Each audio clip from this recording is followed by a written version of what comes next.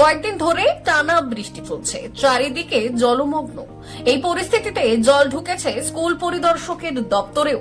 ফলে জলে ভাসছে ৭৩টি প্রাইমারি স্কুল, ২৯টি হাই স্কুলের বই খাতা।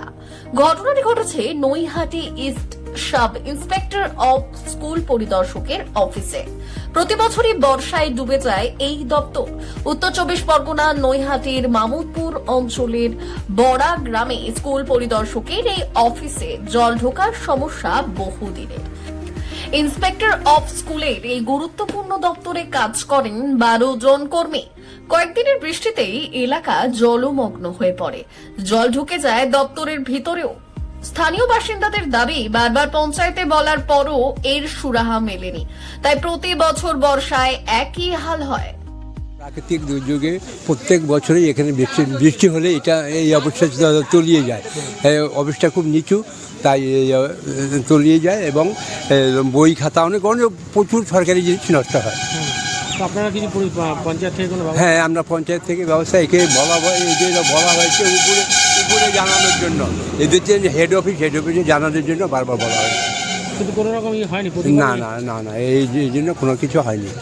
আপনাদের পঞ্চায়েতের একটা দায়িত্ব তো থাকে, এখানে এখানটা এত স্কুলের এখান থেকে বই যায়, খাতা যায়, সব নষ্ট হয়ে যায়। হ্যাঁ, সব নষ্ট হয় এবং প্রত্যেক প্রাকৃতিক দুর্যোগেই এটা হয়। আপনারা কোনো ব্যবস্থা নিতে পারেন? কিন্তু এটা তো ভিডিওর ব্লকের মধ্যে ব্লক হয়েছে, ব্যবস্থা নেবে। এই অফিসে ১২ জন কর্মরত। এই বর্ষার সময় তারা অফিসের ভেতর ঢুকতে পারেন না। জলমগ্ন অফিসের বাইরে বসেই কাজকর্ম করতে হয়। বারবার ঊর্ধ্বতন আধিকারিকদের জানিয়েও মেলেনি সুরাহা। জলমগ্ন দপ্তরের ভেতর গোডাউনে ভাসছে লক্ষ লক্ষ টাকার বই খাতা। প্রাথমিক থেকে ১২ ক্লাস পর্যন্ত পড়ুয়াদের পাঠ্যপুস্তক রয়েছে এই দপ্তরে। পাশাপাশি রয়েছে নামি দামি কম্পিউটার, ল্যাপটপ। এই পরিদর্শকের অফিস থেকে ৭৩টি প্রাইমারি স্কুল এবং ২৯টি হাই স্কুলের বই খাতা সরবরাহ করা হয়ে থাকে। জলে ভাসছে বিষাক্ত পোকামাকড়, এমনকি রয়েছে সাপও। আপনারা কিভাবে কাজ করছেন এখানে? কিছু করার নেই। এখন প্রতি বছর এরকম বন্যার সময়, বৃষ্টির সময় এইভাবে হয়। দেখুন তো, বুঝতেই পারছেন জল কীভাবে উঠেছে, লক্ষ লক্ষ টাকার বই নষ্ট হয়ে যাচ্ছে প্রতিবার। কিন্তু তার মধ্যেও আমরা এর মধ্যেও কোন ক্লাসে বই আছে? এখানে আপনার প্রি প্রাইমারি থেকে 11, 12 সবই আছে। এখান থেকে স্কুলের বইগুলো? হ্যাঁ হ্যাঁ হ্যাঁ, তো আপনারা জানিয়েছেন? আমরা এর আগেও জানিয়েছি, কিন্তু এতটাই নিচু অফিসটা যে সামান্য একটু বৃষ্টি হলে জল অনেক পুরনো বিল্ডিং তো এটা। হ্যাঁ হ্যাঁ হ্যাঁ, অনেক পুরনো। আপনারা এই মুহূর্তে এখান থেকে কি সাপ করে ভয়? হ্যাঁ, আমরা সাপ এখানে মাঝে মধ্যেই ঢুকে পড়ে, ঘরের মধ্যে সাপ আপনার ঢুকে পড়ে, কিন্তু তার মধ্যেও আমাদেরকেই কোনো রকমভাবে কাজ করতে হয়, কিছু করার নেই।